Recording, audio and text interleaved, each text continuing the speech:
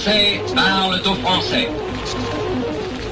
Veuillez écouter tout d'abord quelques messages personnels. Bonsoir à tous et bonsoir à toutes. Bienvenue dans ce nouveau rendez-vous de notre cycle de conférences. Nous avons l'honneur et le plaisir de recevoir aujourd'hui à la Fondation de la France Libre Emmanuel Rougier, auteur d'un ouvrage consacré à son grand-père et intitulé « Un Français libre, Maurice Assier de Pompignan, gouverneur des colonies ». Cet ouvrage sera disponible à la vente et à la signature donc à l'issue de la conférence. Outre le fait de raconter la vie mouvementée de celui qui fut l'un des tout premiers cadres de la France libre, cet ouvrage présente le très grand intérêt de mettre en lumière l'histoire encore trop méconnue de l'Afrique équatoriale française pendant la guerre et sa contribution à la victoire. Comme on le dit souvent ici, la France libre fut africaine. Et Maurice Assier de Pompignan en fut l'un des principaux acteurs en tant qu'inspecteur général de l'AEF en décembre 1941, gouverneur du Gabon en mai 1942, puis du Dahomey à partir d'août 1943. Un Français libre au destin mouvementé qui n'a pas cessé de se montrer à la fois compétent, loyal et discret. C'est pourquoi, cher Emmanuel Rougier, votre ouvrage qui s'appuie sur de nombreuses archives historiques et documents familiaux est particulièrement précieux. C'est un hommage, bien sûr, rendu à un homme courageux et brillant, mais c'est aussi et surtout l'évocation d'un parcours exceptionnel de Français libres. Et c'est bien pour tout cela que cette conférence sera à coup sûr utile, passionnante et pleine d'émotions. Bonjour et bienvenue Emmanuel Rougier. Merci beaucoup. Tout d'abord, un grand merci à la Fondation de la France Libre de m'accueillir ici, tout spécialement vous, Monsieur Christophe Bayard, secrétaire général de l'association, de la Fondation de la France Libre, et puis Monsieur François Broche, qui n'est pas là aujourd'hui, mais qui m'a fait l'honneur de préfacer mon livre, et que je remercie très sincèrement pour ses conseils qui m'ont été précieux. Il m'a aidé à ne pas céder à la tentation de la géographie, et pourtant c'était assez difficile, puisque mon grand-père était quelqu'un de très éminent. Je voulais en tout cas remercier tous ceux qui m'ont aidé et conseillé, et notamment mon éditeur Charles-Henri Dubail, qui est ici au premier rang, et qui va s'asseoir à ma gauche dans quelques instants, et ma cousine germaine, Nathalie de Pompignan, aussi petite fille de Maurice de Pompignan, qui m'a conseillé, et dont les avis ont été très précieux, et qui est un peu présente dans ce livre aussi, et que je remercie. Alors, autant il était peut-être assez facile de parler de mon grand-père devant une assistance qui ne connaissait pas grand-chose à la France libre, autant ici je me sens très intimidé. Mais je vais quand même essayer de dire ce qu'il faut. Je crois que vous connaissez probablement tous la définition que l'amiral Thierry d'Argentlieu avait donnée des Français libres. Je me permets de la rappeler. Ils constituèrent pendant plus de 3 ans une légion sans précédent en 20 siècles d'histoire de France, puisqu'il fallut s'insurger contre l'autorité du gouvernement de la capitulation, abandonner leurs affections, leurs biens et leurs droits, encourir les rigueurs des lois, les répressions et les représailles, puis exposer librement leur vie pour tenter de libérer la France. Je crois que Maurice de Pompignan correspond complètement à cette définition. Il n'était pas le seul, mais il a fait partie en effet des premiers. Alors ce que je voudrais peut-être rappeler, c'est d'abord l'enfance, parce qu'il est toujours intéressant de situer quelqu'un dans son contexte personnel et familial. Maurice de Pompignan, il est né donc à Saint-Pierre de la Martinique. Il était issu d'une famille arrivée à la Martinique en 1710, une des premières familles créoles de la Martinique, très importante en nombre et qui a joué un rôle dans l'histoire de cette colonie. Jean Assier, le fondateur de la famille, a été anobli par Louis XV en 1768, à la fois pour service rendu au pays, en sa qualité de membre du Conseil souverain de la Martinique, mais aussi parce que lui-même et ses enfants se sont battus à plusieurs reprises contre les Anglais.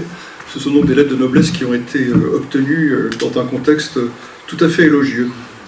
C'est une famille qui est encore très représentée aujourd'hui ici et qui est nombreuse. Cette photo qui est là-dessus, Maurice de Pompignan est le plus jeune, c'est donc le petit enfant en blanc avec une robe, puisque c'est comme ça qu'on habillait encore les garçons à cette époque-là. C'est une rare photo qui a échappé au feu du volcan, je vais y venir. Maurice de Pompignan a perdu son père à l'âge d'à peu près 3 ans, donc il ne l'a pas connu, et il vivait avec sa mère à Saint-Pierre, qui était donc la capitale de la Martinique. Alors les quelques Martiniquais présents dans l'assistance connaissent l'histoire de Saint-Pierre. Je ne sais pas si vous la connaissez, c'était une ville particulièrement belle, qui avait été construite entre le XVIIe et le XVIIIe siècle. On l'appelait le Petit Paris des Antilles, car elle était particulièrement jolie, très moderne, extrêmement bien tenu. Il y avait énormément d'eau à Saint-Pierre, ce qui fait que toutes les rues étaient agrémentées de caniveaux qui en fait étaient des ruisseaux permanents, donc la ville était extrêmement propre. Elle avait l'électricité et elle était très moderne, et elle avait, je crois, en plus de ça, un charme très particulier que lui enviaient beaucoup de villes françaises. C'était une ville où se trouvait également toute l'industrie de l'île, puisque les distilleries, la plupart des distilleries étaient situées à Saint-Pierre. C'était donc une ville particulièrement agréable, et Maurice va vivre avec sa mère, c'est un petit dernier, ses sœurs sont mariées, il va vivre avec sa mère dans cette ville, jusqu'à l'année 1902. L'année 1902, c'est l'année vraiment terrible à la Martinique, puisque la montagne Pelée, qui est la montagne qui est juste derrière Saint-Pierre, était considérée comme un volcan quasiment éteint. On pouvait presque l'imaginer comme un volcan d'Auvergne. Il y avait eu une minuscule éruption en 1851 qui avait fait une espèce de petit pchit de cendres et qui avait beaucoup amusé tout le monde. Donc personne n'imaginait que ce volcan était dangereux et on n'y connaissait pas grand-chose. Mais le 25 avril, le volcan commence à fumer. Il y a des tremblements de terre, il y a des manifestations extrêmement violentes. Les gens ont peur, mais curieusement, au lieu de fuir les lieux, ils vont tous se réfugier à Saint-Pierre. Dans les villages environnants, on s'imagine que la ville est en sécurité, elle est en pierre, elle est très solide. Il y a plusieurs vallées qui séparent la montagne Pelée de la ville elle-même. On pense que s'il y a de la lave, elle coulera et elle ira dans la mer, et donc la ville ne risque rien. On est en plus entre deux tours d'élection, donc personne ne veut prendre la responsabilité d'évacuer la ville. Et finalement, le gouverneur décide lui-même que la ville doit rester en l'état, et pour montrer l'exemple, vient passer la nuit à Saint-Pierre vers le 6 ou le 7 mai.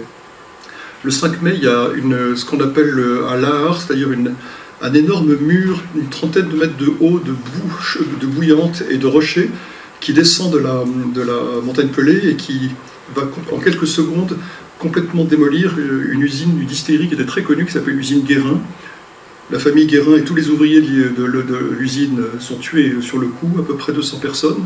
Et là, certaines personnes commencent à avoir vraiment peur, dont une tante qui s'appelle Eugénie Plissonneau, qui arrive à convaincre sa tante Lilia de Pompignan de partir à Sainte-Lucie. La mère de mon grand-père était originaire de Sainte-Lucie, c'était une famille Maciou, famille irlandaise, qui avait des racines là-bas, et elle affrète un bateau, et elle persuade un certain nombre de parents, qui partent à peu près une trentaine, pour aller à Sainte-Lucie. Les hommes, si j'ose dire, accompagnent leurs femmes et leurs enfants, et retournent à Saint-Pierre. Le 8 mai, ceux qui connaissent l'histoire vont savoir que le volcan explose, il y a 30 000 morts à peu près d'un seul coup. Alors on ne sait jamais, on a parlé de 35 000, 28 000, 30 000, on ne sait pas, parce qu'on ne sait pas très bien qui était là, qui n'était pas là.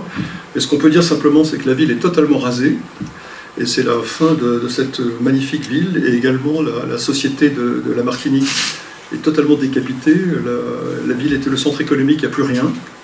Et Maurice et sa mère se retrouvent à Sainte-Lucie avec, comme toute fortune, les vêtements qu'ils avaient sur eux. Ils n'avaient absolument plus rien. Et quelques bijoux, je crois qu'elle avait apportés avec elle. Donc c'est une période très dure qui commence pour eux. Ils s'installent à Fort-de-France, qui est totalement surpeuplé à cause de cet événement. Et Lilia de Pompignan décide d'envoyer son fils qui a 13 ans à Paris pour qu'il suive des études, pour qu'il puisse sortir du marasme économique dans lequel se trouve la Martinique.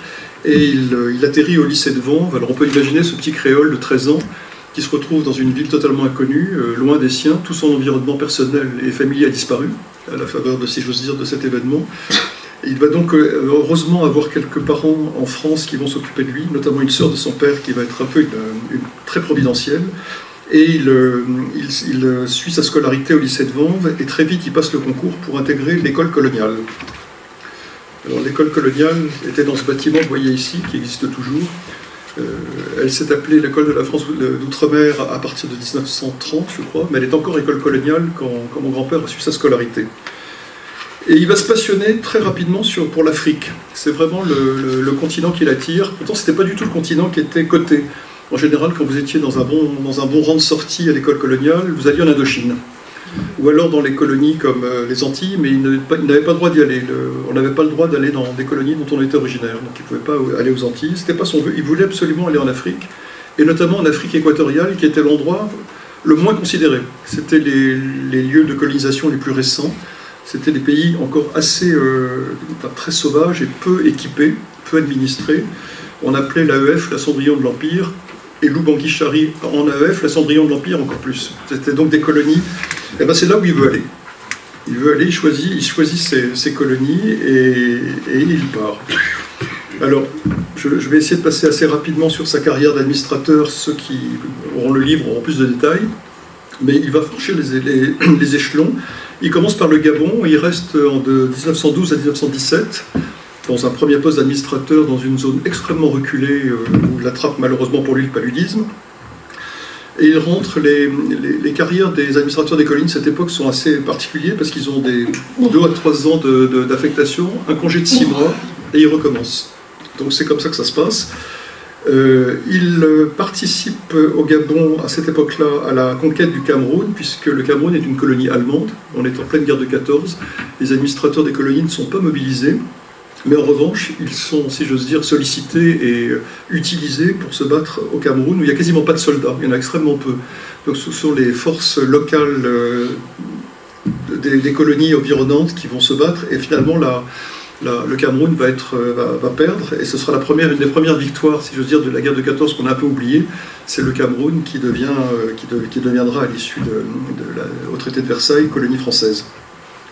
Il y a aussi une conférence importante, c'est la conférence coloniale Maginot, qui a lieu, qui se termine en 1921, et qui en fait prend 2 décisions extrêmement importantes. C'est la création des compagnies forestières, ces grandes compagnies forestières qui vont donner beaucoup de fil à retordre aux administrateurs des colonies parce qu'elles vont être toutes puissantes et parfois vont avoir des comportements assez désastreux vis-à-vis de leurs employés. Et puis la construction du chemin de fer Brazzaville-Pointe-Noire, qui va être aussi un chantier qui va faire couler beaucoup d'encre. Je passe assez rapidement sur cette période. Ce métier d'administrateur des colonies est un métier un peu particulier. Il consiste véritablement à administrer une zone, souvent très étendue, dans des conditions avec assez peu de moyens.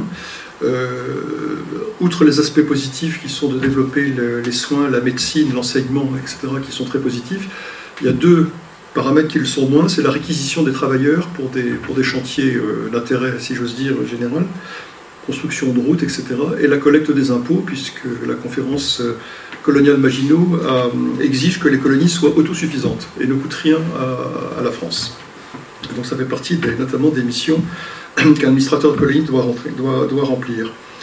Il va ensuite aller au Moyen-Congo, après le Gabon. Il va ensuite aller au Tchad, où là, au Tchad, il va être en charge d'un sultanat. Il y a encore un sultan qui est au Tchad, qui vit encore dans un contexte, si j'ose dire, très ancestral, avec toutes sortes d'esclaves et un tata, c'est-à-dire une espèce d'habitation avec 200-300 personnes autour de lui. Et donc l'administrateur doit arriver à composer avec ce sultan, qui n'a plus de pouvoir politique, mais qu'il faut ménager pour l'intégrer à la dimension d'une colonie française républicaine, ce qui, vous pouvez l'imaginer, a dû être assez compliqué. Je passe rapidement sur cette époque-là.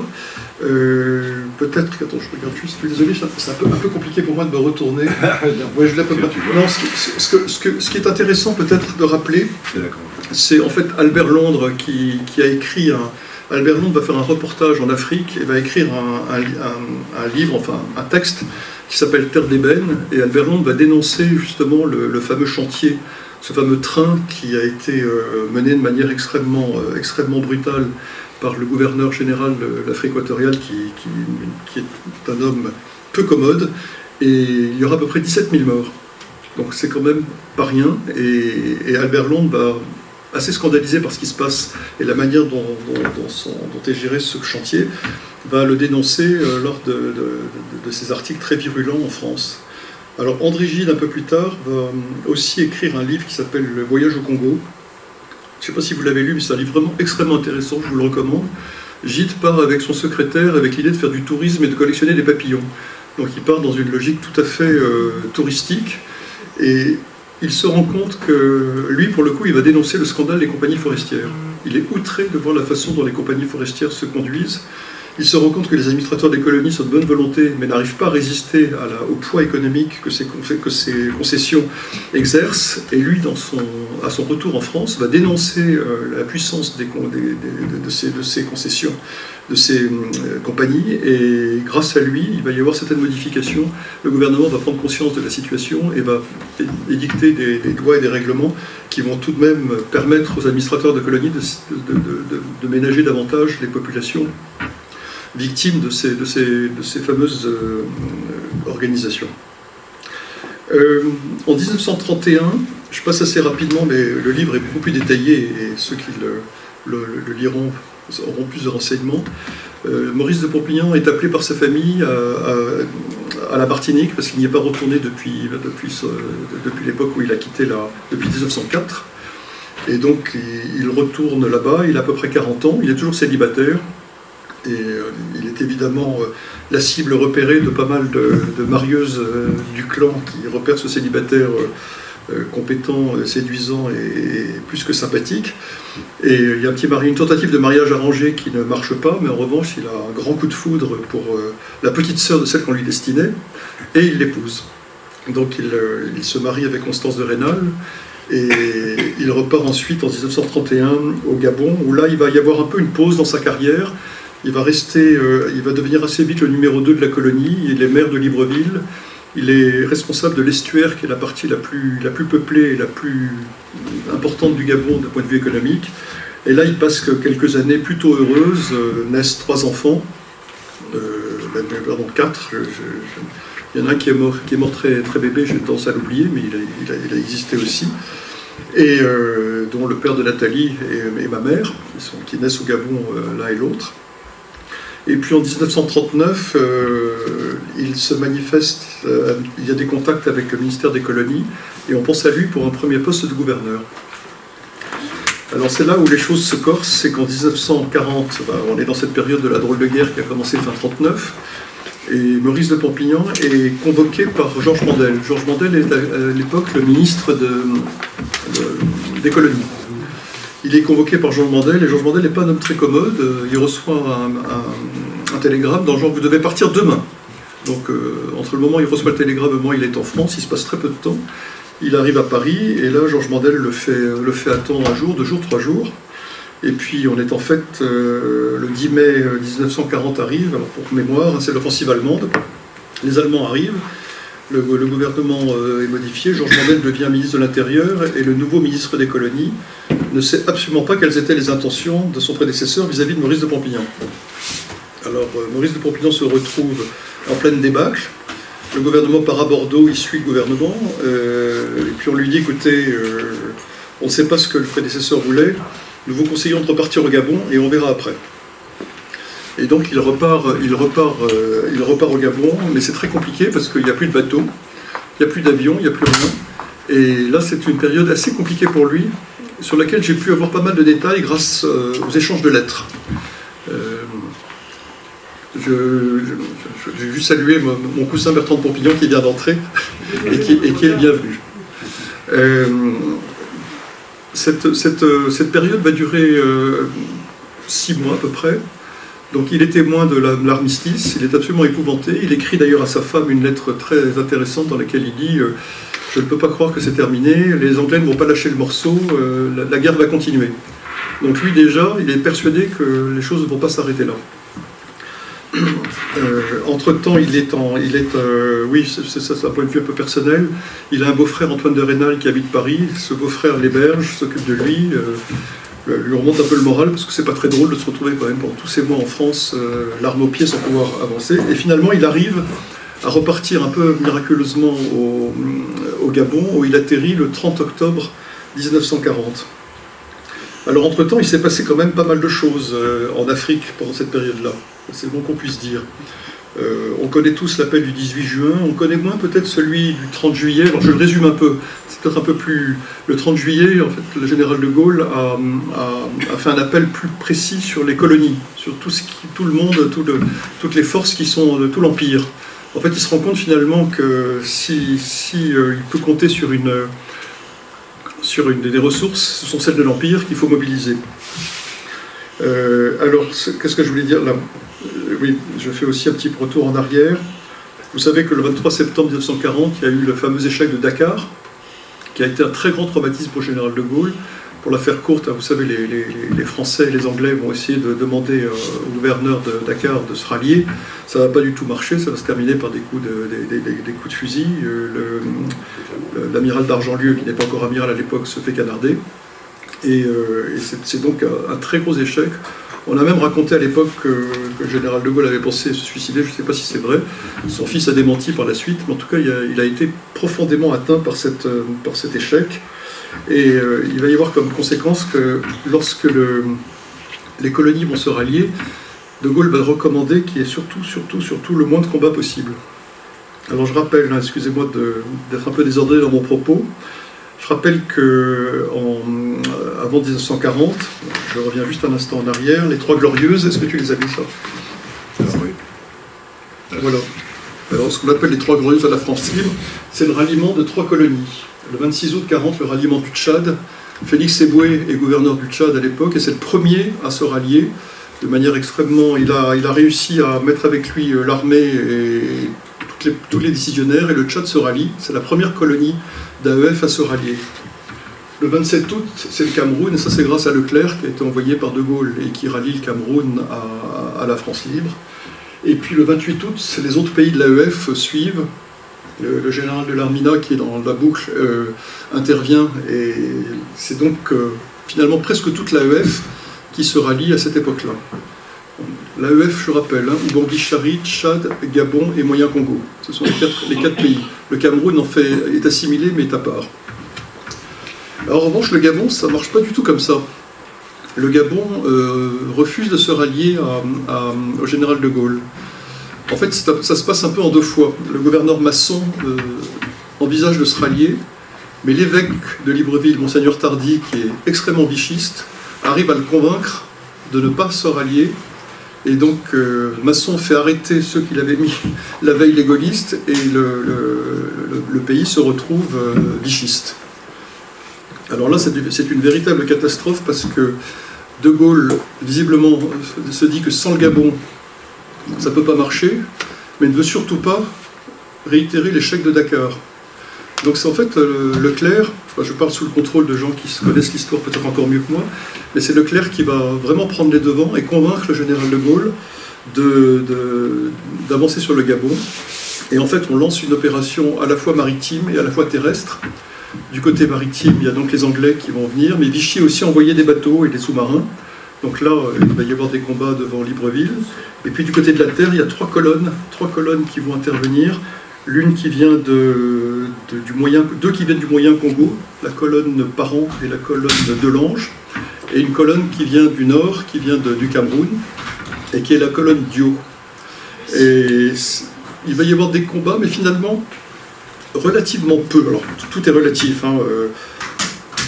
Pour être tout à fait précis, il y a eu 26 morts du côté de Vichy, il y en a eu 7 du côté de la France libre, et il y a eu 23 blessés.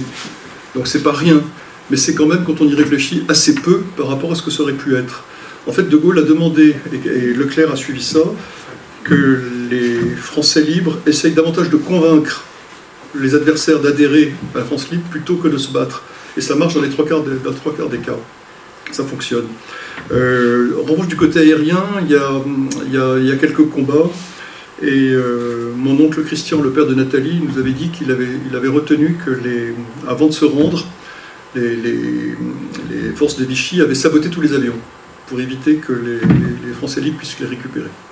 En tout cas, c'est l'information qu'il nous avait donnée. Donc le 12 novembre, les forces de Vichy capitulent et le Gabon se rallie à la France libre.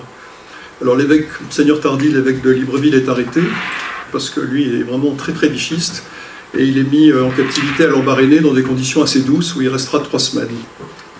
Et le 10 novembre, Leclerc célèbre un Tédéum dans la cathédrale de Libreville, et là tous les Français libres vont se retrouver là. Il va à la messe avec d'Argentlieu, et il se demande si le futur général Koenig est catholique, il n'en savent rien. Et en entrant dans la cathédrale, il voit le général Koenig en train de faire chanter tous ses soldats, et c'est lui avec l'un qui tenait l'orgue et lui qui animait les chants. Donc je trouve ça assez savoureux de penser que Leclerc, d'Argentlieu et Koenig se sont tous retrouvés pour cette messe. Le colonel Parent, qui était un des militaires qui tenait la colonne Parent, est nommé par De Gaulle gouverneur. Il ne vient pas de l'administration, c'est un militaire, mais il est nommé gouverneur du Gabon. Et immédiatement, il a comme adjoint Maurice de Pompignan, qui lui a repris sa fonction de numéro 2 de la colonie et maire de Libreville, et va être d'une ressource extrêmement précieuse pour Parent, parce que Parent n'y connaît absolument rien. Et en revanche, Pompignan connaît très très bien son métier, connaît bien la colonie, et il va être une ressource extrêmement précieuse pour le colonel Parent. Donc tout se passe, si j'ose dire, tout se passe bien, et jusqu'à malheureusement un événement totalement imprévisible, mais assez dramatique, accident d'avion. Les avions n'étaient pas en très bon état. D'ailleurs, mon grand-père écrit dans ses notes, je remarque qu'il a pris tel vol avec le gouverneur Parent, le moteur cogne, etc. Il y a quelque chose qui ne va pas. Et c'est ce même avion dans lequel Parent repart 2 ou 3 jours, et l'avion s'écrase. Un accident, et Parent est tué dans le cadre de cet accident. Donc il n'y a plus de gouverneur à ce moment-là au Gabon.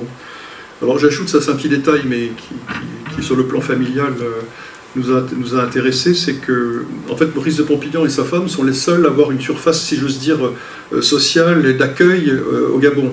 Parent est un célibataire, en tout cas quand il est là-bas, et donc Constance de Pompignan, notre grand-mère, se retrouve à recevoir d'Argentlieu, Leclerc, Koenig. En fait, c'est elle qui sert d'intendance et d'accueil et de point de ralliement. Et je sais en tout cas, et ça ne m'étonne pas du tout pour l'atelier et moi qui avons connu notre grand-mère, qui était une maîtresse de maison émérite, qu'elle a reçu ces gens-là avec beaucoup de talent, et Leclerc lui dédicacera une photo en la remerciant de l'accueil très chaleureux qu'il avait reçu à Libreville. À ce moment-là, il se passe un phénomène assez difficile pour Maurice de Pompignan. Parent l'appréciait beaucoup. J'ai retrouvé des notes que Parent avait écrites et qu'on trouve dans son dossier personnel, qui sont parfaitement élogieuses. Mais l'Armina, qui a une responsabilité au niveau de l'AF, n'apprécie pas Maurice de Pompignan. Pour quelle raison? Je n'en sais rien. Je pense que c'est un homme qui avait un caractère assez singulier, de notoriété publique. François Broche me l'a confirmé. Et toujours est-il qu'il y a des tensions entre l'Armina et Maurice de Pompignan, et il y a aussi des tensions entre l'Armina et Eboué, ce qui ne s'apprécie pas du tout. À ce moment-là, Eboué, qui n'est pas né d'un dernière pluie, suggère à Pompignan de prendre un congé en lui disant « Pars te reposer en Afrique du Sud, tu es fatigué avec tout ce qui s'est passé, tous ces événements, je m'occupe de toi et tu peux compter sur moi, à ton retour, je saurai quoi proposer. » Maurice de Pompignan part donc avec sa famille et il part pendant 6 mois en Afrique du Sud. Donc séjour sur lequel j'ai mis quelques détails dans le livre, puisqu'il va retrouver pas mal de Français et ils vont faire un très beau voyage en Afrique du Sud. Il va pouvoir se reposer. Et pendant ce temps, Eboué intervient. Eboué va proposer de le nommer comme gouverneur de Lubangui-Chari, c'est-à-dire ce qui aujourd'hui est la République centrafricaine. Et puis finalement, à la suite de diverses discussions, le général de Gaulle prend la décision de nommer Maurice de Pompignan gouverneur du Gabon à son retour. Non, excusez-moi, il a d'abord été inspecteur des affaires économiques auprès de l'AEF, auprès de Félix Eboué, pendant quelques mois, avant ce poste de gouverneur du Gabon. Il faut être tout à fait transparent là-dessus. L'Armina a, passez-moi l'expression, un peu savonné la planche de Maurice de Pompignan auprès du général de Gaulle. Donc le général de Gaulle est relativement méfiant. Mais j'ai retrouvé dans les dossiers personnels de Maurice de Pompignan des notes de Cissé, qui est donc le médecin général, un des grands personnages de la France libre de l'époque, et d'Eboué, qui soutiennent Maurice de Pompignan de façon extrêmement énergique et très positive, et notamment à l'appui du témoignage du gouverneur Parent. Et de Gaulle se laisse positivement influencer et nomme Maurice de Pompignan gouverneur du Gabon. Et donc c'est une belle revanche pour Maurice de Pompignan qui avait quitté le Gabon dans des conditions un peu compliquées. Alors quels vont être les enjeux pour Maurice de Pompignan lorsqu'il est gouverneur du Gabon? Ah oui, je rappelle à ce moment-là que le ralliement de Maurice de Pompignan a été connu du côté de Vichy, et donc il fait partie des personnes qui ont été déchues de la nationalité française, condamnées à mort par contumace. Il avait un appartement à Paris qui était son pied-à-terre, qui est complètement vidé de ses meubles et pillé par les je ne sais pas très bien par qui, on va dire par les Allemands ou par Vichy, je ne sais pas. Et une petite anecdote familiale mais amusante, Antoine de Rênal, le frère de Constance, habite Paris à ce moment-là et il se doute de ce qui va se passer. Et il va avec son fils Georges qui a 15 ans, c'est Georges qui m'a raconté l'histoire, avec 2 ou 3 valises, et ils vont mettre dans des valises tout ce qui est précieux dans cet appartement, de l'argenterie, toutes sortes de choses, de façon à les planquer et éviter qu'on mette la main dessus. Et ils font bien parce qu'il ne restera pas grand-chose de ce qu'il y avait dans cet appartement quand ils le récupéreront en 1945. Donc déchu de nationalité française. Alors là aussi, anecdote, ma grand-mère m'a toujours dit qu'elle avait été anglaise pendant quelques années, ainsi que ses enfants, parce que De Gaulle avait négocié avec Churchill que les apatrides de Vichy soient anglais si jamais la situation devait se prolonger. Donc on peut presque raconter ça. Alors qu'est-ce que c'est que l'administration des colonies pendant la guerre? Il y a un peu de type de nécessité pour les gouverneurs. On est quand même dans une économie de guerre. Il y a donc la mobilisation des ressources. Au Gabon, par exemple, l'or est extrêmement important. Et Maurice de Pompignan, à la demande des Boués, va forcer le travail des mines d'or. Il va aussi également beaucoup développer la culture du caoutchouc. Il faut savoir qu'avec l'Indochine, les routes sont coupées et qu'il n'y a plus de caoutchouc qui vient d'Indochine. C'est donc le caoutchouc de l'Afrique, notamment du Gabon, qui va y suppléer. Et puis le bois. Le bois est une grande spécialité du Gabon. Autrefois, le premier client qui achetait du bois, c'était l'Allemagne. C'est plus l'Allemagne à partir de cette époque-là, vous vous en doutez bien. Et donc, c'est le Royaume-Uni principalement qui va récupérer toutes ces commandes de bois. Donc, on a vraiment une économie qui s'organise de manière assez différente. Et les gouverneurs sont vraiment en première ligne pour faire avancer cette modification. Il y a également, bien évidemment, la mobilisation des soldats. Il faut quand même rappeler que les premières troupes qui vont se battre, et notamment à Koufra, qui est la première victoire que Leclerc va avoir contre les Italiens en Syrie, les troupes sont principalement africaines dans cette victoire. Et il faut savoir aussi que autant dans les villes, les populations se sont acceptées d'être mobilisées assez facilement, dans les campagnes, ça a été un peu moins évident. Donc là, il faut comme ça rappeler de ça.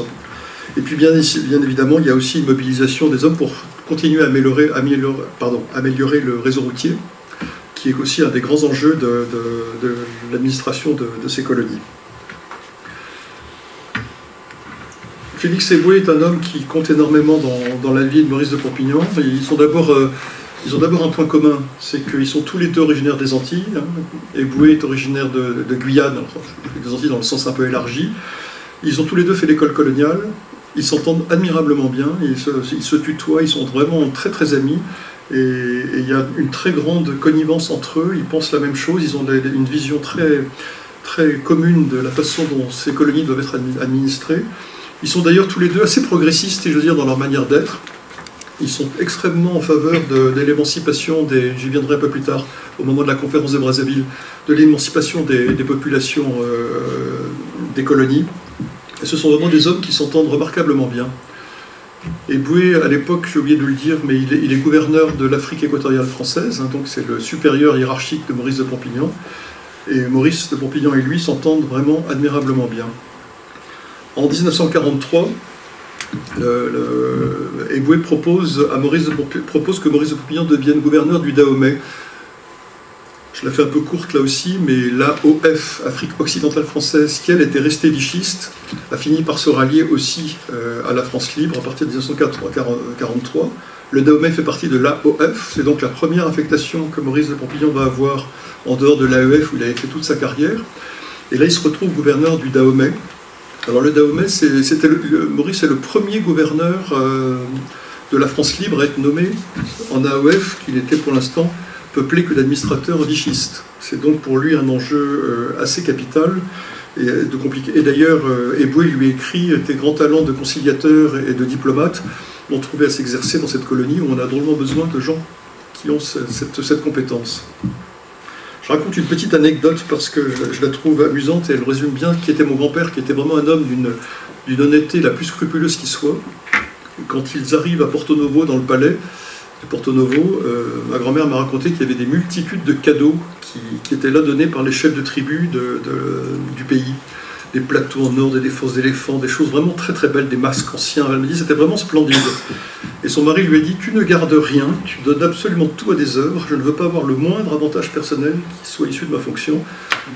Remercie bien évidemment tous ceux qui t'ont offert ça, fais les choses discrètement de façon à ce que ça ne se sache pas, mais ne garde rien. » Et ma grand-mère m'a dit « J'ai un tout petit peu regretté de lui avoir obéi, parce que j'ai absolument tout rendu et je n'ai pas gardé le moindre objet qui venait de là, et c'était un peu dommage qu'il y avait de très jolies choses. »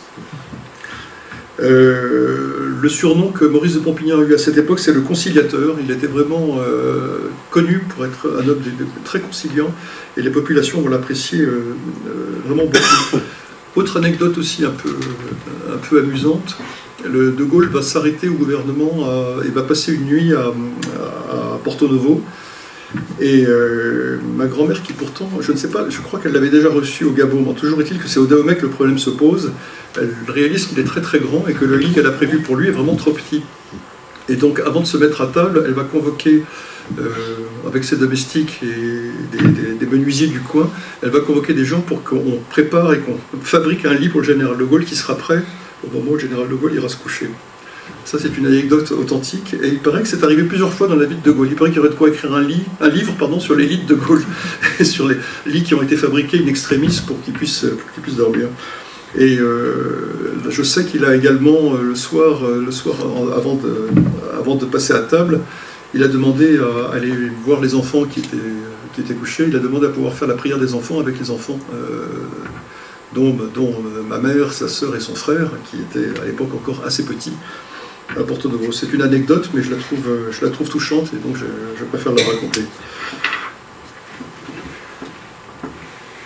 Alors, la conférence de Brazzaville, c'est un moment extrêmement important de l'histoire de l'Afrique équatoriale française, puisqu'il va y avoir pas mal d'idées forces dans cette conférence.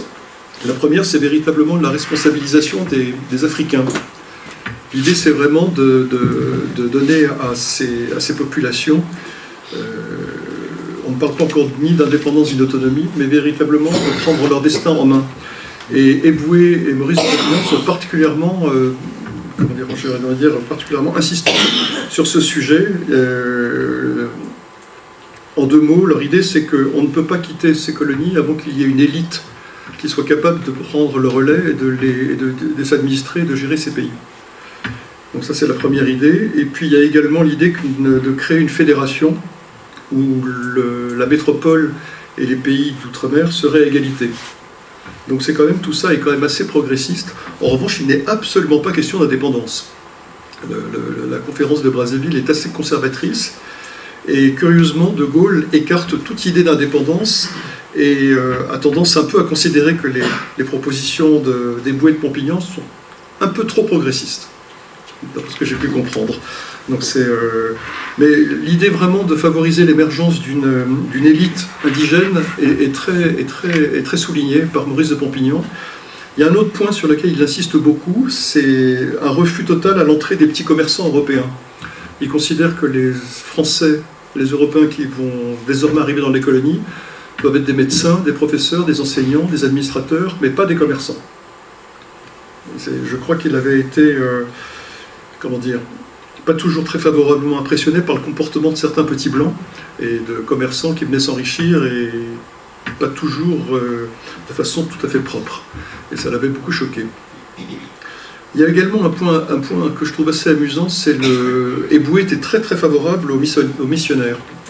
Ça peut paraître un peu étrange parce que Félix Eboué est franc-maçon, SFIO, avait plutôt des idées très à gauche, et il est très en faveur des missionnaires parce qu'il considère que les missionnaires font un très très bon boulot. Et il a été parfois un peu critiqué par ses amis francs-maçons sur sa capacité à s'entendre avec les missionnaires. Ensuite, que se passe-t-il à l'issue de cette conférence de Brazzaville? Maurice de Pompignan retourne de Dahomey. Là, il a la douleur d'apprendre la mort de Félix Eboué. Félix Eboué, à l'issue de Brazzaville, était très fatigué. Il part se reposer en Égypte et il meurt assez rapidement d'une attaque. Ça, c'est un coup très dur pour Maurice de Pompignan, qui décide à ce moment-là de rentrer en France. Je crois qu'il a 57 ans, pardonnez-moi si je me trompe, à peu près à cet âge-là. Ses enfants ne sont pas rentrés en Europe depuis fort longtemps, depuis 1938. Ils sont anémiés et ils s'inquiètent un peu pour leur santé et ils considèrent que l'alternance de séjour en France et en Afrique n'a pas eu lieu et il veut rentrer. Donc il part en France avec l'idée de repartir dans une colonie dès que possible après un congé. Mais malheureusement les choses ne se passent pas comme ça pour plusieurs raisons. D'abord il a perdu tous ses soutiens, Eboué est mort, Leclerc est mort aussi, il s'est tué en avion, on le sait, peu de temps après. Le gouvernement a changé, De Gaulle a quitté le gouvernement et est parti à Colombey-les-Églises. On a un gouvernement socialiste. Et le ministre des colonies, qui s'appelle Marius Moutet, qui a repris est l'ancien ministre des colonies du Front populaire. Il a une sainte horreur de tout ce qui ressemble de près ou de loin à quelque chose de gaulliste. Il considère la conférence de Brazzaville comme étant de la propagande gaulliste. Et il écarte d'emblée tous les anciens gouverneurs qui ont été à la conférence de Brazzaville sont retraités d'office et ont des carrières qui sont stoppées. Je la fais un peu courte encore une fois, mais c'est quand même ce qui se passe. Et Maurice de Bourguignon ne repartira plus en Afrique, contrairement à ce qu'il voulait. Et donc il est mis à la retraite relativement jeune encore, parce qu'il n'a pas encore tout à fait 60 ans. Bon, et il est nommé au conseil d'administration de la Banque de Madagascar. Son beau-frère Antoine de Rênal le fait entrer dans les affaires familiales à la de Martinique, en France.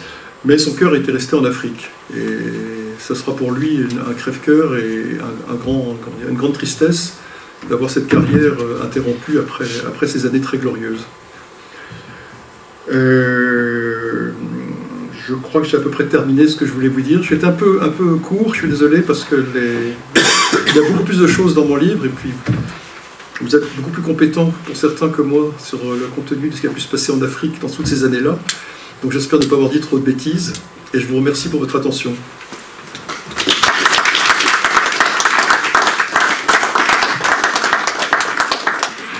Bien évidemment, si vous avez des questions, je suis prêt à y répondre. Tu as oublié de dire quand il est mort. Comment? La mort de ton... Oui, parce que j'ai pris la... Ben oui, mais il meurt... Oui, excuse-moi, oui, il meurt d'une attaque. Ah oui, je suis absolument désolé. C'était tellement implicite que j'ai oublié de le dire.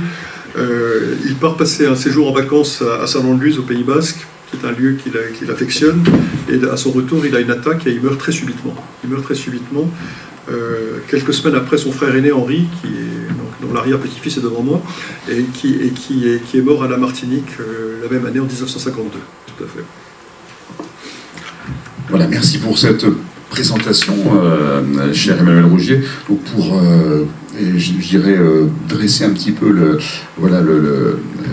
parcours de Maurice Assier de Pompignan, et puis peut-être aussi pour évoquer énormément de noms. Hein, vous l'avez fait, c'est vraiment un voyage au cœur de l'Afrique française libre assez extraordinaire que vous nous avez proposé. Il y aura sûrement des questions. Alors on va maintenant laisser à la salle la possibilité de poser des questions, évidemment, auxquelles vous allez sûrement pouvoir apporter un éclairage. N'hésitez pas.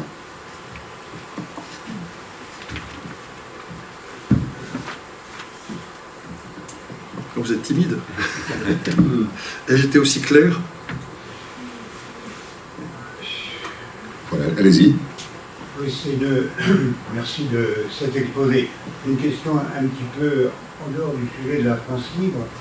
Je voudrais savoir si Maurice Assier de Pompignan a participé à l'organisation et à la tenue de l'exposition internationale coloniale de 1931 avec le bibliothèque. Et si oui, qu'est-ce qu'ils ont fait? Alors, je ne peux pas répondre avec certitude à votre question. Je sais qu'il y est allé et qu'il était à Paris à ce moment-là, puisqu'il a participé, il est allé à la fameuse exposition qui était donc en 1931. Est-ce qu'il y a participé, est-ce qu'il y a été comme acteur ou comme contributeur? Je ne sais pas, je l'ignore. En tout cas, je sais qu'il y a participé, il y a été. Ça, j'en suis absolument certain. Il soutenait l'idée quand même. Je ne sais pas si, encore une fois, je ne sais pas s'il y a eu un engagement particulier. En tout cas, il a fait partie de ceux qui ont été présents. Merci. Savez-vous comment il a vécu le drame de Dakar? Quand il l'a appris, quelle a été sa réaction? Je ne sais pas répondre à cette question. J'aurais bien aimé le savoir, pour tout vous dire. Je ne sais pas. je sais qu'en tout cas, il s'est rallié d'emblée à la France libre dès qu'il est arrivé au Gabon. Et je savais que c'était, d'après ce que m'a dit ma mère, c'était son intention, alors quand même qu'il était en France et qu'il était en train de rentrer. Et donc il était pour la poursuite des combats. Enfin, pour lui, la guerre n'était pas terminée avec l'armistice. Et d'ailleurs, dans les courriers qu'il échange avec ma grand-mère, l'évocation de l'armistice est vraiment vécue comme quelque chose de honteux et d'impossible. Elle parle d'un cauchemar. Bon, mais quel a été son avis précis sur le sujet, je ne sais pas. Je l'ignore. Allez-y, monsieur. Je voudrais juste rappeler, mon frère Michel, à 2 reprises, dans les années 1980, s'est rendu au Gabon, et à chaque fois, il a été reçu à la douane par le chef douanier, qui a dû probablement, dans sa première jeunesse, appartenir au cabinet de trucs, et à chaque fois, mon frère a été très étonné, et le chef douanier lui parlait de Maurice avec les larmes aux yeux, pratiquement. Et moi-même, au Cameroun, hein, j'ai travaillé pas mal au Cameroun, et à 2 reprises, les fonctionnaires du Cameroun ont évoqué la mémoire de Maurice de Bourguignon. C'est drôle ce que tu dis, parce que je ne sais pas si tu connais l'histoire d'un Brabant, d'un cousin de Béatrice, qui va au Gabon dans les années 50, et qui est reçu chez les gens, et à un moment il parle de ce qui se passe au Gabon, et ça ne va pas très bien. Et à ce moment-là, il y a un vieux domestique qui passe et qui dit « Ah, c'était quand même mieux du temps de Monsieur de Pompignan ». Donc c'est toi. Et j'ai oublié de dire que mon grand-père a été reçu par tes parents à Toulon. Au moment où il essaye de fuir la France et qu'il n'y arrive pas, il est à Marseille. Et à Marseille, tes parents sont à Toulon, pas très loin, et il n'a pas beaucoup de distraction, le pauvre. Et dans ses lettres, il écrit qu'il doit beaucoup à tes parents, qui l'ont reçu avec beaucoup de chaleur et beaucoup de gentillesse à Toulon. J'ai un petit souvenir de ce passage à Toulon.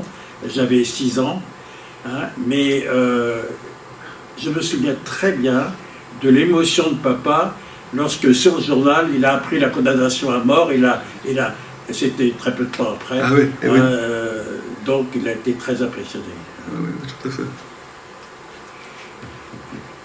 C'est pas à moitié une question, mais mon grand-père a été en Afrique de 1901 à 1923, et on a une image familiale de la colonie, si j'ose dire, qui correspond beaucoup plus à la vôtre, qui correspond tout à fait à la vôtre, et qui ne correspond pas à l'image qu'on en a aujourd'hui, globalement. Qu'on en donne aujourd'hui. Qu'on en donne aujourd'hui. Est-ce que vous avez eu du mal à faire accepter votre livre, ou dans le climat actuel de dénégation de tout ce qui a été la colonisation, ou bien est-ce que ça s'est bien passé? Écoutez, jusqu'à maintenant, je n'ai pas eu trop de soucis ni de problèmes, donc j'espère que ça va continuer. Je suis, comment dire, je ne porte pas de jugement, vous avez bien compris, je ne porte pas de jugement sur ce qui s'est passé à l'époque, sur la colonisation, je ne la remets pas en cause. Je sais simplement qu'il y a eu, qu'aujourd'hui, on dit des choses, je trouve, assez épouvantables. Moi, j'ai quand même lu beaucoup dans mon livre, il y a les lettres, des échanges de lettres avec un administrateur des colonies qui s'appelle Le Testu et qui est vraiment un homme de terrain. Et je suis très frappé de voir combien les préoccupations de cet homme sur la médecine, sur le soin, sur toutes les précautions à prendre pour préserver et aider la population, c'est vraiment une obsession chez lui. Et je crois que mon grand-père était comme ça. Donc si vous voulez, peut-être que le système colonial en lui-même... Heureusement qu'il y avait des gens comme ça, mais oui, à l'intérieur d'un système qui n'était sûrement pas parfait. Exactement, mais d'ailleurs c'est ce que dit André Gide. Gide, dans Voyage au Congo, Gide dit énormément de bien des administrateurs, en disant que les administrateurs sont des gens qui maintiennent une forme de paix et d'équilibre par rapport à des intérêts personnels, notamment des grandes compagnies, qui sont particulièrement violents. Donc j'ai envie de dire que les administrateurs des colonies étaient vraiment des gens qui, à mon avis, globalement, étaient des gens très méritants, et qui faisaient, à mon avis, du très bon boulot. Merci. Après, le système, il a eu ses dérives. Bien sûr. Et il ne faut pas que les dérives cachent le reste. Je suis d'accord avec vous. J'ai cru comprendre qu'il s'était assez fortement opposé à la violence des exploitants, enfin des compagnies d'exploitants du bois. Oui, mais tu as tout à fait raison. Oui, ça j'en suis absolument certain. pour la voie ferrée. Oui, oui, tout à fait, tout à fait. Brazzaville. Et je sais, alors je n'ai pas la preuve qu'il en a été, mais je sais qu'à un moment où il y a eu des réquisitions de travailleurs pour le fameux train, un certain nombre d'administrateurs ont refusé catégoriquement d'envoyer des gens. Et il me plaît de penser que mon grand-père en faisait partie. Maintenant, je n'en ai pas la preuve, je ne sais pas. Mais ça pourrait, ça lui ressemblerait en tout cas.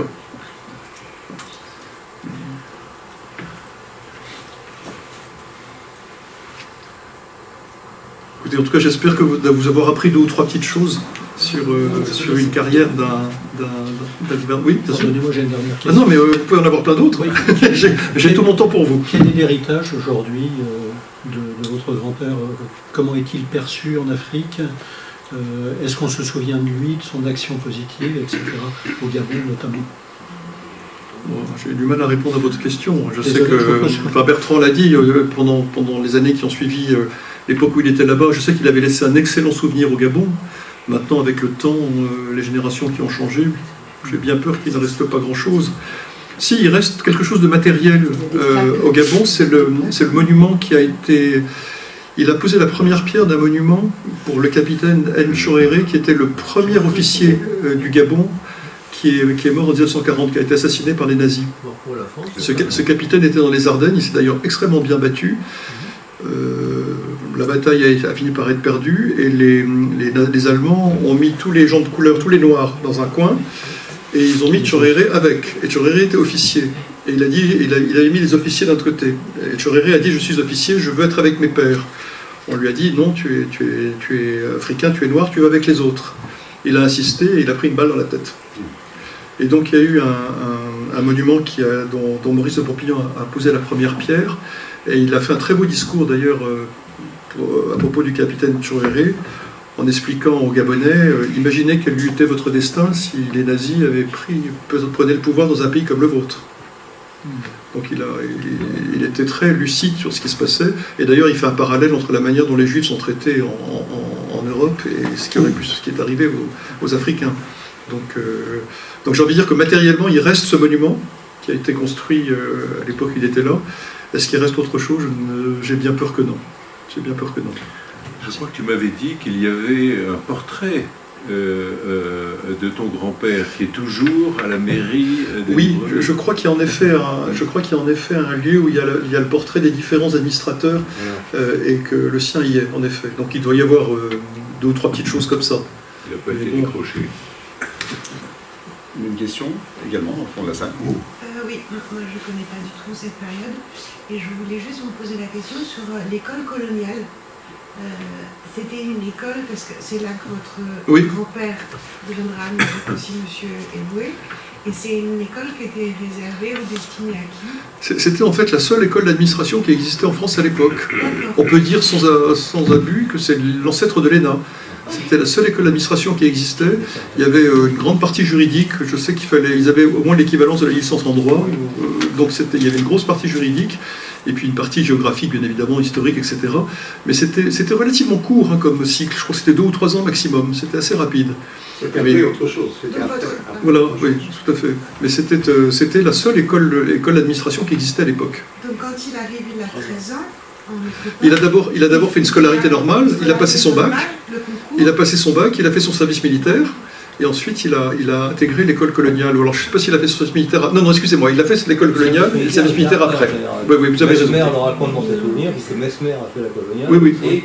Et il a fait son service après, puisque c'est pendant son service qu'il est passé. Et il a vécu, si j'ose dire, c'était compliqué parce qu'il n'avait pas de gros moyens. Il a vécu grâce au subside de la Société de secours des sinistrés de Saint-Pierre. Et son frère Henri qui lui envoyait de l'argent de la Martinique, de façon à pouvoir subsister, mais sa jeunesse a été austère. Pour référence sur l'UNFOM, il y a un livre témoignage, mais c'est sur les années 1930-1960, des témoignages qui ont été réunis par le préfet Jean Clausel, qui avait fait l'UNFOM et qui est décédé en 2009, mais c'est les années 30 à 60. Sur cette école? Sur l'UNFOM, oui. D'accord, ok. C'est aux éditions Cartala. D'accord. Ça a 20 ans. beaucoup de... Je vais vous demander, est-ce que vous avez des informations précises sur le moment où votre grand-père a pris la décision de pencher vers les Français libres plutôt que vers les vichistes? Parce qu'il arrive un moment dans la vie où il faut faire des choix. Est-ce que son choix a été brutal? Est-ce que c'est une évolution? Moi, je crois que son choix a été fait tout de suite, d'après ce que j'ai compris, d'après ce que j'ai entendu dire. C'est-à-dire que, alors, dès qu'il est arrivé au Gabon, il est arrivé au Gabon le 30 octobre, en pleine guerre civile finalement, hein, puisque les combats ont commencé, et il s'est rallié tout de suite, en tout cas du côté gaulliste, ça, immédiatement. J'en suis absolument certain. Il y a cette lettre à Constance du 17 juin 1940 dont tu as parlé. Oui, quand il dit, c'est ça. Je n'y crois pas, je pense que la lutte continuera jusqu'à la victoire, l'Angleterre ne lâchera pas le morceau. En tout cas, lui, c'était sa conviction. Oui, mais on peut être convaincu, et puis quand on est en face... Complètement. Non, il s'est vraiment rallié tout de suite. Et d'ailleurs, j'ai trouvé dans son dossier, il y a des télégrammes qui sont envoyés en AOF, qui indiquent que Pompignan s'est rallié aux gaullistes. Mais vraiment tout de suite, hein, le lendemain de son arrivée. Donc ça n'a pas traîné.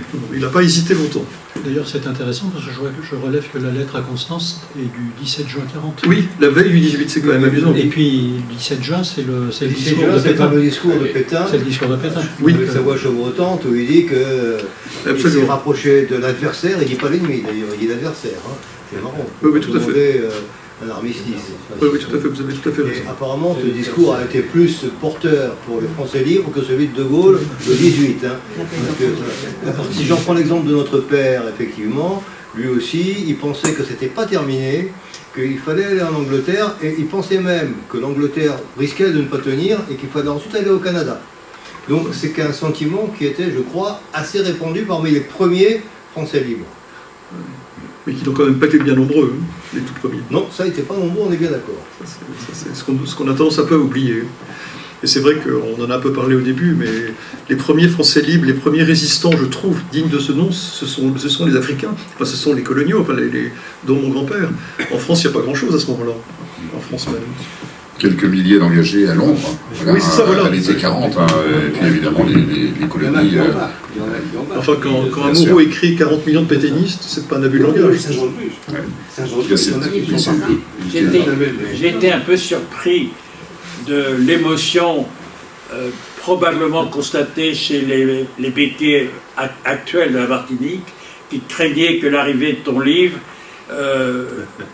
augmente la poussée raciste qu'on observe à la Martinique, alors que quand même l'exemple de l'amitié de Maurice de Pompignan avec Félix Éboué est un exemple frappant, hein, qu'il y a une amitié possible entre les béquets et les Noirs. Mais complètement. C'est vraiment... J'ai pas compris la peur que les béquets ont pu manifester. Tu as perçu ça, tu as perçu cette peur, toi, tu en as entendu parler. Oui. Écoute, moi j'ai pas eu en tout cas pour l'instant de remontée, tant mieux, hein, mais je suis d'accord avec toi.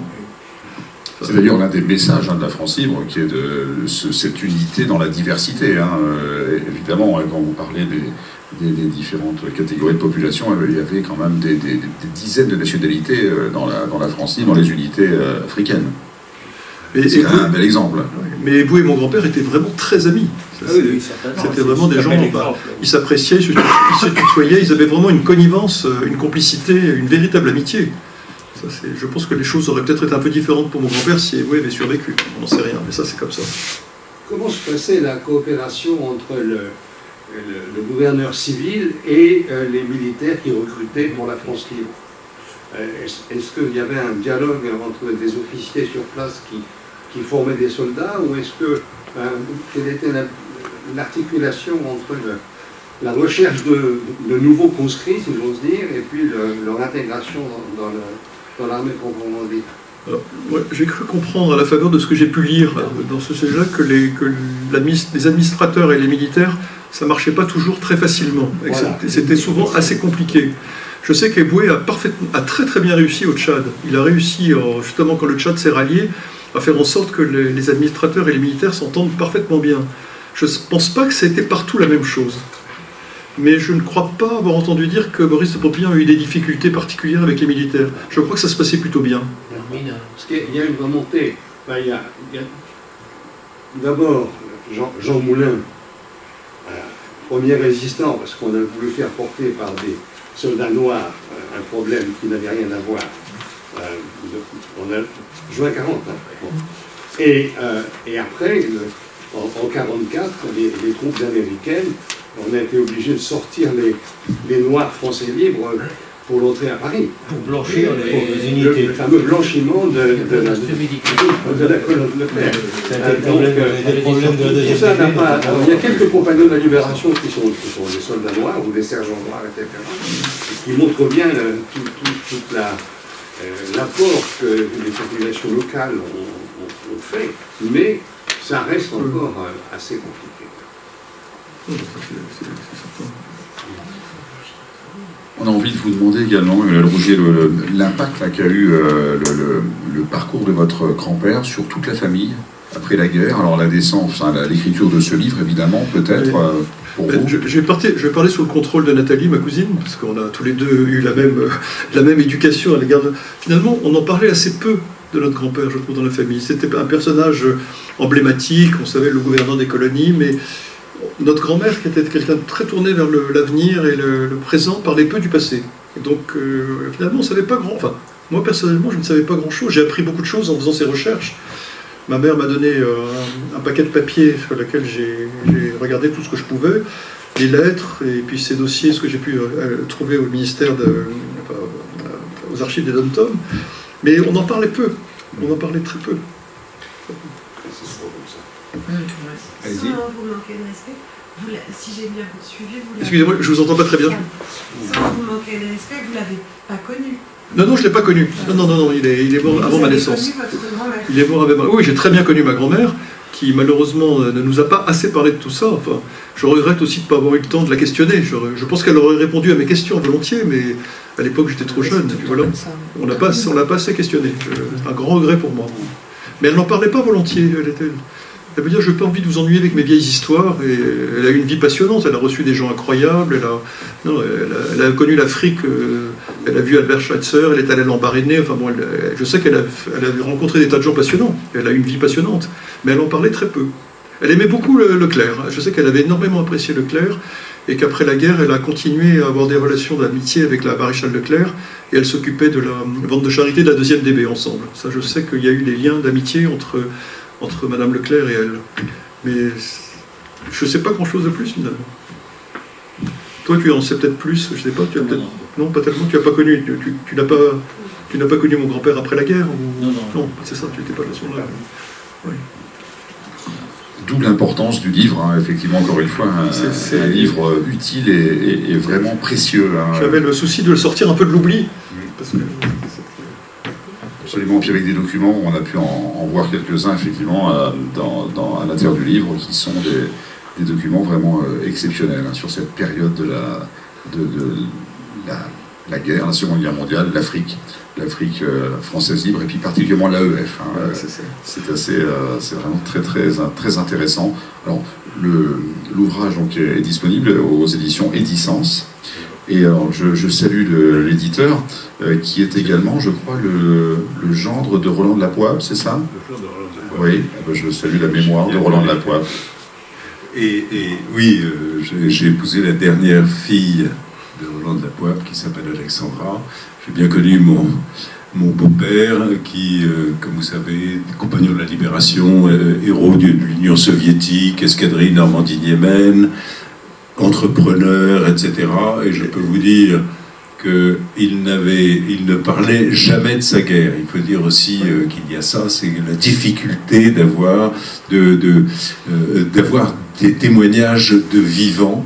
Il était au Gabon, d'ailleurs. Alors, et justement, on en parle dans ce livre, donc merci de refaire la boucle, parce que quand vous tirez un fil, il y a toujours quelque chose qui vient, et à un moment donné, dans le livre que mon beau-père, Roland de la Poivre, a écrit sur le Normandie-Niemen, à un moment donné, il dit que tout jeune, donc il a fait la bataille d'Angleterre, et il va il n'est pas encore parti. L'escadrille Normandie, qui s'appelait Normandie au départ, n'était pas encore formée, mais très jeune, il est envoyé justement au Gabon pour, c'est dans le livre d'ailleurs, avec quelques-uns, pour essayer de faire une piste de fortune à côté de Libreville pour pouvoir faire atterrir les avions. Je crois qu'il est dans la colonne qui vient du Cameroun. Il me semble qu'il est dans la colonne Leclerc. En fait, ils étaient assez peu nombreux, ils faisaient tout, quoi. C'était des militaires à tout faire. Il est très très jeune, il a même pas 25 ans. Il était né en 1920. Ouais, donc, oui, il a 22 ans. Il a 21-22 ans. Si je peux me permettre, il y a quelques informations intéressantes sur l'escadrille qui était au Gabon dans le livre de Jean de Pange. Ah oui, certainement. Mais qui était un camarade de la Pointe et qui était également avec lui à Libreville, je crois, pour faire ça. Il y a beaucoup d'anecdotes. Merci beaucoup. Voilà, donc l'ouvrage est disponible. Vous pourrez même évidemment le faire apposer une signature si vous le souhaitez par son auteur. On va vraiment vous remercier pour ce voyage au cœur de l'histoire. Bravo à Emmanuel Rougier. Les sanglots longs des violons de l'automne blessent mon cœur d'une langueur monotone. Je répète, blesse mon cœur d'une langueur monotone.